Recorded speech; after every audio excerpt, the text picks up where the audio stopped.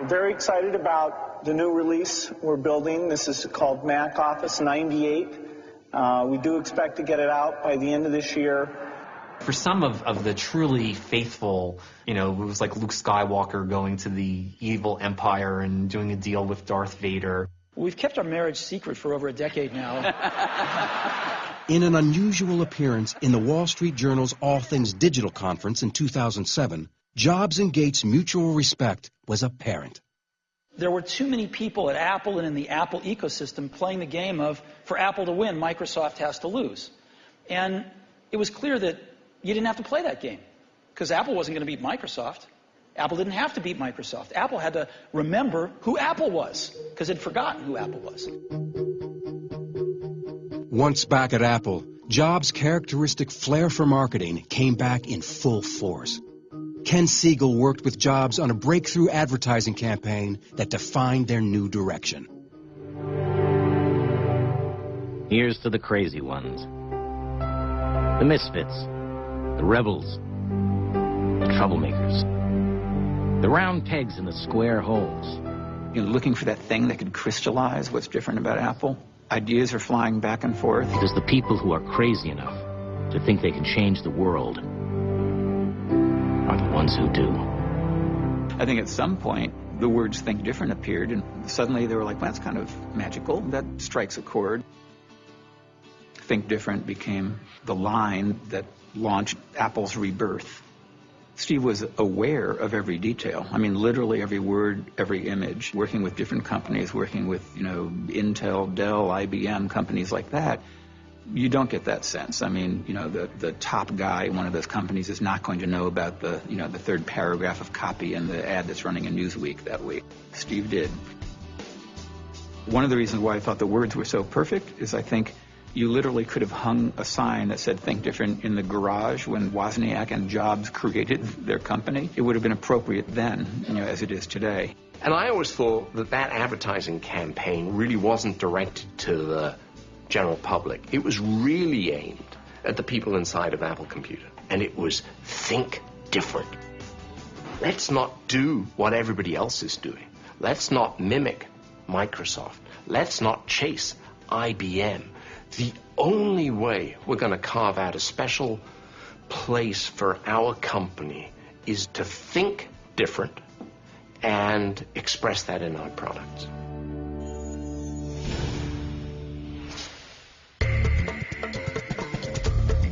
Steve Jobs was back at Apple Computer, but the company was still in trouble and needed a lot more than the morale boost that came with the return of its founder. It needed a hit product. Jobs turned to industrial designer Jonathan Ive, who in this rare interview with the BBC talked about how he redesigned what had become a boring beige box. A lot of people at that point in time were nervous around computers, around technology. So a clear goal was, you know, how we could make the product accessible and not intimidating. How we could make it just so simple to use. As creative director at the advertising agency Chiat Day, Ken Siegel was one of the first to see the mysterious new product. We knew that something was coming and that it would be very special. So, you know, one day the team went up there and we sat in a room and there was this thing sitting on the table under a gray, you know, cloth of some sort. And, you know, a little introduction, and here it is. There was kind of a gasp from around the room because keep in mind that no computer had ever looked anything like that. It was transparent. You could see the guts of it. You know, it looked like it came out of the Jetsons or something. The iMac was an astounding success. The thing was the biggest selling computer of all time, 6 million units sold, and it really sort of set the stage for Apple's comeback. If that hadn't been a hit, Apple and Steve Jobs would be history. It gave them enough money and enough momentum, you know, to start coming out with other products. Slowly, Apple's fortunes began to change. The wins at the beginning aren't big wins, they're small wins. It's just, at the beginning, it's stopping the decline. When you start going sideways as opposed to continuing the decline, that's a bit of a victory. In an era of product research, Steve Jobs is a one-man focus group. They do zero marketing, zero, zippo. There's a famous Henry Ford quote, if he had asked people what they wanted, he would have built them a faster horse. A lot of companies try to figure out what people want and then build that, and Apple doesn't do that. He doesn't listen to his customers at all. That's the last person he's going to listen to. They're knuckleheads. They haven't got a clue what they want because they've never seen it. You know, he's inventing this stuff before anyone's seen anything like it. In 2000, Jobs dropped the interim title and became permanent CEO of Apple Computer. Soon after, he saw the future, and it was not a personal computer. This is the best thing I think we've ever done. In October 2001, Jobs unveiled something that even for Apple was groundbreaking. The iPod went from concept to market in about 8 months. But the iPod itself was only one part of a much bigger plan. I think the genius of the iPod was iTunes, not iPod. Jobs was going after a music business under siege by piracy and file sharing. The introduction of Napster and things that came after Napster is pretty much can be looked at as the tipping point when revenues started to fall. Larry Kenswell and other music executives were called up to Apple's Cupertino offices to negotiate terms that would define the future of the music industry. The negotiation was classic Steve Jobs. He simply said, if I can't sell it for 99 cents on my store, I am not selling it. That's it. No discussion. The music industry had few other options. In business, you're used to a lot of give and take. That's not Apple's way. Apple's way is they get what they want. It seemed like a good deal at the time, until iTunes became available on Windows as well as Macs. The record industry then realized just who had a bigger hit. A complete monopoly at retail online. Both Apple and the music business have come out ahead because of Apple's entry. But Apple has made a whole lot more money because they're selling hardware for hundreds of dollars, and the music business is selling 99-cent products. Since they were unveiled in October of 2001, over 250 million iPods have been sold. Tony Saganagi is Senior Research Analyst at Sanford C. Bernstein & Company. Starting in 2003, 2004, we started to see real volumes in the iPod. That was really when Wall Street, the stock price, started to move. The company started growing again, started innovating again.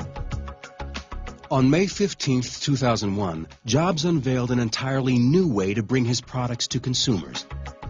And they, behind the scenes, for 9 months, built a series of prototype stores until they figured out the format they wanted. The Apple stores began to show staggering success. We had 26 million visitors during the holiday quarter in our retail stores. I mean, think about it. This is more people than live in any state in our union but California. Well, they're unbelievable profit machines. The company's product launches became huge events. Anticipation and speculation grew to a fever pitch with every new product, much of it due to the showmanship of its leader. Good morning and welcome to Macworld. We've got a lot of great stuff for you today. He likes being the center of attention. He likes running the show. He's a big rehearser. Being a hippie, you wouldn't guess it. You would say, oh, he goes up and wings it. Forget it. There is nothing winged here. We went into the holiday quarter with the best lineup of music players on the planet. If you're an Apple product manager and Steve is going to introduce your product, the prior 3 months to that day, your life is hell. And it's only going to be 10 seconds. But at 10 seconds, you're going to sweat blood for those 10 seconds. It's the new iPod Nano. It's a perfect match because he's a showman who can really introduce a product, and he has great products to introduce. You can be a great showman and have a piece of crap and fail. You could also have a great product and be a lousy show person and also fail. He's both. He's got the engineering behind him, and he's got the ability to do it. We believe that the personal computer is undergoing a rapid evolution to be the center of our digital lives, and we have never been more excited about this stuff. Jobs' signature approach is known as the reality distortion field. You just want to believe everything the man says. It's an incredible talent he has for getting people to hear what he says and get excited about it. The reality distortion field is when he's in this sort of Svengali role where he says, and it only costs $1,800, and people applaud. And when they get home, they say, yeah, but the computer that I have now costs $900. Why is it good that it only costs $1,800? And worse still, why did I buy one on the way out? You're not talking about numbers. You're not talking about, anything rational. You're talking about emotion.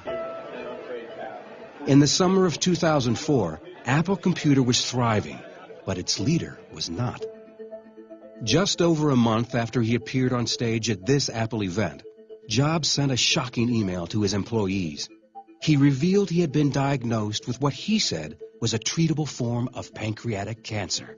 He wrote that he underwent successful surgery for the deadly disease and expected a full recovery.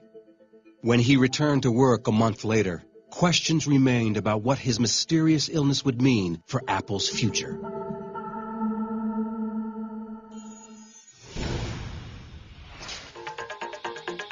In 2007, after a frightening health scare, Steve Jobs was back on stage for one of the most important launches in Apple's history. It was a product Apple had been secretly developing for years. It's a revolutionary mobile phone. iPhone, who would have thought, huh? Somebody had said to me, Apple's going to just take over the smartphone segment, and it's going to do it with a phone that, 20% of the time is going to drop your call, and it's never going to last a day. I would have said, wow, you've got to be kidding me. But they did it. There was so much buzz about that. That was estimated to be worth $400 million. That's all you could read about from October through to January. But there wasn't a goat farmer in Afghanistan that hadn't heard about the iPhone. Steve, I love you! No one had any idea that Apple was going to change the game in the way that it did once again with the iPhone. It was far more than a phone. This is handheld computing. In the midst of all the success, Jobs had to handle a federal investigation regarding irregularities in granting stock options. He apologized to shareholders after an investigation found that he had been aware of backdating the options. The lawsuit was settled when Jobs and Apple executives agreed to a $14 million settlement. 2 Apple executives were indicted, but Jobs escaped unscathed. Then, at an iPhone event in June of 2008, Jobs' appearance had dramatically changed. He was noticeably thinner and frail. Speculation spread that the cancer he was treated for 4 years earlier had returned. Apple simply said his appearance was the result of a common bug, and on October 14th, Jobs jokingly shrugged off the rumors.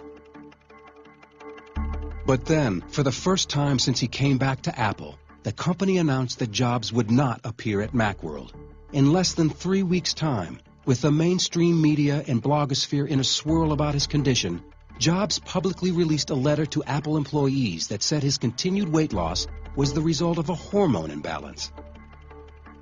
Just 9 days after that, on January 14th, he finally said his health problems were more complex and announced a medical leave of absence. Day-to-day operations were turned over to Apple's chief operating officer, Tim Cook. One of the few, if not the only bum rap that Apple has among investors is that they are secretive and they are not as communicative as other companies. On Steve Jobs' health, investors feel we own the company. We ought to know if the leader of this company has a risk of not being able to continue to lead it, or may only be able to lead it in diminished capacity. 4 months later, on June 20th, the Wall Street Journal revealed Jobs received a liver transplant in Memphis, Tennessee. In September 2009, he returned in his trademark outfit to his familiar mark on stage. As some of you may know, about 5 months ago, I had a liver transplant. So I now have the liver of a mid-20s person who died in a car crash and was generous enough to donate their organs.